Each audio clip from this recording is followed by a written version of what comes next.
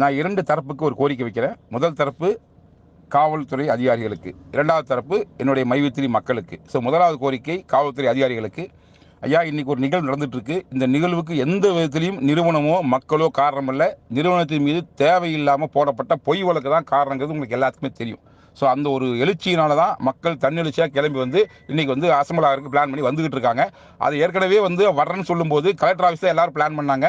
இவ்வளோ கூட்டம் வர்றதுக்கு வாய்ப்புக்குன்னு நான் யோசிச்சதுனாலேயே தான் நான் என்ன பண்ணேன்னா, கலெக்டர் ஆஃபீஸ்க்கு நீங்கள் போகக்கூடாது, அங்கே போனால் கோயம்புத்தூர் ஸ்தம்பிச்சிரும், அனைத்து அலுவலகங்களுக்கும் பிரச்சனை மாறும், அதிகார வர்க்கம் பெரிய சிரமத்துக்கு ஆளாகும், எக்காரணம் கூட அங்கே போகக்கூடாது தடுத்து நிறுத்தி வேற இடம் செட் பண்ணுறதுக்காக தான் நான் வந்து கமிஷன் ஆஃபீஸுக்கே ஃபோன் பண்ணி ஐயா நீங்கள் இடம் சொல்லுங்கன்னு சொல்லி சொன்னேன். அவங்க எனக்கு கரெக்டான பதில் சொல்லவே இல்லை. சொல்லப்போனால் பதிலே சொல்ல.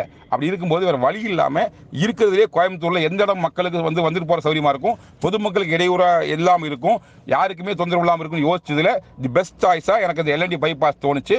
அதை தான் செஞ்சுருக்கிறேன். இன்றைக்கி உங்களுக்கும் தெரியும், இத்தனை கூட்டம் வந்ததில் சிட்டிக்குள்ள வந்து என்ன இருக்கிறத அந்த காவல்துறை அதிகாரி கண்டிப்பாக யோசிப்பார். ஏன்னா அங்கே இருக்கிற உயர்திரு காவல் ஆய்வாளர் சொல்லியிருக்காரு, நீங்கள் இங்கே வரக்கூடாது, கலெக்டர் ஆஃபீஸ் தான் போகணும், உங்களுக்கு உரிமை அங்கே தான் இருக்குது, அங்கே போன்னு சொல்லியிருக்காரு. ஒருவேளை அவர் சொன்னது கேட்டு நேற்றுக்கு சொல்லியிருக்காரு மக்கள்கிட்ட, அதை கேட்டு கலெக்டர் ஆஃபீஸுக்கு மட்டும் மக்களை போச்சு சொல்லியிருந்தா இப்போ என்ன ஆயிருக்கும்? இந்த கூட்டம் போயிருந்தா இன்னும் முழு கூட்டம் வந்து சேரல. அப்படி இருக்கும்போது இந்த கூட்டத்துக்கே கலெக்டர் ஆஃபீஸ் என்ன யோசிச்சு பாருங்க. நாங்கள் எடுத்த முடிவு சரியா தப்பா உங்களுக்கு புரியும்.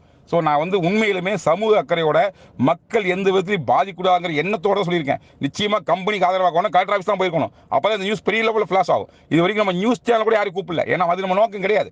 அதிகாரி வர்க்கத்துக்கு நம்முடைய வருத்தத்தை சொல்றதுக்கு மக்கள் ஆசைப்பட்டாங்க. அது இடத்த காமிக்கணும்னு சொல்லி தான் நான் அந்த இடத்த காமிச்சினே ஒழிய மற்றபடி எந்த விஷயத்தையும் முன்பு நடத்தவே இல்லை. இன்னும் சொல்ல போனா என் ஃபோன் தொடர்ந்து சுவிட்ச் ஆஃப் இருக்கு. ஏன்னா எனக்கு கால் பண்ணி சார் அங்கே வரட்டுமா கேட்கும்போது நான் என்ன பதில் சொல்லணும் தெரியாம தான் நான் யாருக்குமே கம்யூனிகேட் பண்ணக்கூடாது சொல்லி என் ஃபோன் சுவிட்ச் ஆஃப் பண்ணியிருக்கேன். இன்னும் சொல்ல போனா நேற்று நைட் இருந்து என் டைரக்டர் எல்லாம் நம்ம சுவிட்ச் ஆஃப் பண்ணிருக்கேன். ஏன்னா யாரும் ஃபோன் பண்ணி நான் வர்றேன்னு சொல்லி சொல்லக்கூடாது, அதுக்கு நீங்க ஆதரவு கொடுக்கக்கூடாது, யார் வர்றாங்களா வரட்டு சொல்லிட்டு நேற்று நைட் இருந்து என்னோட டைரக்டர்ஸ் பூரா ஃபோன் சுவிட்ச் ஆஃப் பண்ண சொன்னேன். அந்த அளவுக்கு சென்சிட்டிவான சுச்சுவேஷனை கரெக்டாக கையாளன்னு சொல்லிட்டு சமயோஜி புஜியோ செயல்படுற எங்களை பார்த்து நீங்கள் என்ன சொல்கிறீங்க, நாங்கள் தப்பு பண்ணுறோன்னு சொல்கிறீங்க, இது தேவையில்லாமல் பண்ண சொல்லுங்க. இன்னும் சொல்ல போனால் ஒரு அதிகாரி என்ன பண்ணிக்காருன்னா, இந்த மாதிரி வந்து திலவதி தலைமையில் ஒரு 500 பேர் கூட போகிறாங்க. திலவதிக்கு இதுக்கு என்னங்க சம்பந்தம்? இங்கே வந்துக்கிற 10,000 பேர் திலவதி ஒரு ஆள், அவ்வளோதானே ஒழிய மற்ற திலவதிக்கு இந்த ஆர்ப்பாட்டத்துக்கு என்ன சம்பந்தம், இந்த ஒரு எழுச்சிக்கு என்ன சம்பந்தம்? ஏன்னா இந்த மாதிரி சம்பவம் நடக்குது. அந்த எல்என்டி பைபாஸை முடிவு பண்ணதுக்கப்புறம் நான் சொல்லியிருந்தேன் மக்கள்கிட்ட, ஐயா அங்கே லோக்கல் இருக்கிறவங்க தயவு செஞ்சு போய் லோக்கல் ஸ்டேஷனுக்கு தகவல் சொல்லிடுங்க, இதில் வரான்னு சொல்லி தகவல் சொல்லிட்டு பாதுகாப்பு கொடுங்கன்னு சொல்லி கேட்டு வாங்கன்னு சொல்லி அனுப்பிவிட்டேன். அப்படி வந்து ஒரு 10-40 பேர்த்தில் ஒரு ஆளை சூஸ் பண்ணி அவங்கள டார்கெட் பண்ணி நீங்கள் டார்ச்சர் பண்ணுறது எந்த விதத்திலும் நியாயம் இல்லை. ஏன்னா உங்களுக்கு தகவல் சொல்லாமட்டா லாஸ்ட் மூமெண்ட் தெரியும் போது எவ்வளோ சிரமத்துக்கு ஆளாக எனக்கு தெரியும். அதுக்கு வேண்டியதான் நான் தகவலே சொல்ல சொன்னேன். அப்படி சொன்னது தப்பா? அப்படி சொல்ல வந்தவங்களை டார்ச்சர் பண்ணுவீங்களா நீங்கள்? சரி, நீங்கள் என்ன வேணால் பண்ணுங்க, ஆனால் நீங்கள் படம் சரியாக நினச்சிட்டு பண்ணுங்க. அதே சமயத்தில் இன்னைக்கு நீங்கள் 2 விஷயம் பண்ணிட்டு இருக்கீங்க. ஒன்று, உள்ள வர்ற மக்கள் அங்கே தடுக்கிறதா தகவல் வந்துட்டு இருக்குது.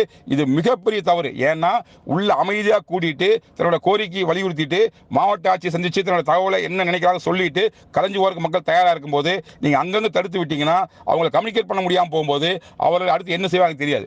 அப்படி இருக்கும்போது நீங்கள் இந்த ப்ராப்பராக நடக்கும்னு நினைச்சீங்கன்னா மக்களை அனுமதிங்க. ஏன்னா ஓப்பன் பிளேஸ்ல உங்க கண்ட்ரோல்ல தான் மக்கள் இருக்காங்க. ஏன்னா எங்க மக்கள் கண்ட்ரோல் மீறி போக மாட்டாங்க. அப்படி வெளியே இருக்கிறவங்களை நீங்களும் கண்ட்ரோல் பண்ண முடியாது, நானும் கண்ட்ரோல் பண்ண முடியாது. தப்பான முடிவா போயிடும். அதனால தயவு செஞ்சு வெளியிற யாரையுமே தடுத்து நிறுத்தாதீங்க, உள்ள அலோவ் பண்ணுங்க. இதனோட முதல் விஷயம். அடுத்து என்ன சொல்றேன்னா, நீங்க அங்க சந்திக்கிற மக்களுக்கு நெட்வொர்க் இல்லாம இருக்கிறதுக்காக நீங்க என்ன பண்றீங்கன்னா ஜாமர் போட்டுதான் கேள்விப்பட்டேன். இதுவும் பெரிய தப்பு. ஏன்னா என்ன தகவல் நம்ம சொல்றோமோ அதை பேஸ் பண்ணி தான் அடுத்து முடிவு எடுப்பான்னு சொல்லும்போது நான் சொல்ற தகவல் அவங்களுக்கு ரீச் ஆகலன்னா அங்கிருந்து அவங்க கலையவே மாட்டாங்க. இது தேவையில்லாம மீண்டும் ஒரு பிரச்சனை உருவாக்குறதுக்கு நீங்க ஏற்பாடு பண்றீங்கன்னு நினைக்கிறேன். நானே தப்பா முடிவு எடுக்காதீங்க. தயவு செஞ்சு அமைதியாக கூடி அகிம்சையா தகவல் செய்ய போற மக்களுக்கு ஒத்துழைப்பு கொடுங்க, பாதுகாப்பு கொடுங்கிறது என்னுடைய அதிகார வர்க்கத்துக்கு நான் கேட்டுக்கிற முதல் கோரிக்கை. அதே சமயத்தில் மைவித்திரி மக்களுக்கு நான் சொல்ற விஷயம் என்னன்னா, எக்காரணத்து கொண்டும் நீங்க சாலைக்கு வராதீங்க. அதிகாரிகள் என்ன சொல்றாங்களோ, காவல்துறை என்ன சொல்லுதோ அதுக்கு முழுசா ஒத்துழைப்பு கொடுங்க. ஏன்னா நம்ம நோக்கம் யாரை எதிர்த்து போராடுறது அல்ல, அரசாங்கத்துக்கு எதிராக போராட்டம் அல்ல, இன்னைக்கு அதிகாரிகள் எதிராக போராட்டம் அல்ல. நம்மளுடைய நியாயமான கோரிக்கை சொல்றதுக்கு நீங்க வந்திருக்கிறீங்க. உங்க தன்னெழுச்சி நியாயமானது, உங்கள் கோரிக்கை வந்து முற்றிலும் நியாயமானது. அதை முறையா சொல்லிட்டு அமைதியாக கலைஞ்சு போறதா சரியான விஷயம் ஒழிய யாருக்கு ஆர்ப்பாட்டம் பண்றதோ போராடுறதோ நோக்கம் கிடையாது. அதனால நீங்க ரோட்டுக்கு வராதீங்க, எந்த வண்டிக்கு இடைஞ்சல் பண்ணாதீங்க. அவர்கள் என்ன சொல்றாங்களோ, காவல்துறை என்ன சொல்லுதோ அதுக்கு முழு ஒத்துழைப்பு கொடுத்து அங்க நீங்க காத்துருங்க. கண்டிப்பா மாவட்ட கலெக்டர் சந்திக்க வருவார். ஏன்னா இவ்வளவு பேர் அங்க போய் என்ன இருக்கும், அதுக்கு பதில் அவர் இங்கே வரது ஈஸி தானே. நிச்சயமா வருவார், வந்து உங்கள் கோரிக்கை கேட்பாரு. அங்கே உங்கள் கோரிக்கையை சொல்லுங்க, சொல்லிட்டு அமைதியாக கலைஞ்சு போங்க. அவர் வர வரைக்கும் காத்திருங்க. மற்றபடி எந்த பிரச்சனையும் பண்ண வேண்டாம், அமைதியாக காத்திருங்க. இது முக்கியமான தகவல். மேல்கூட உங்களுக்கு அப்டேட் பண்ணுறேன். நன்றி, வணக்கம்.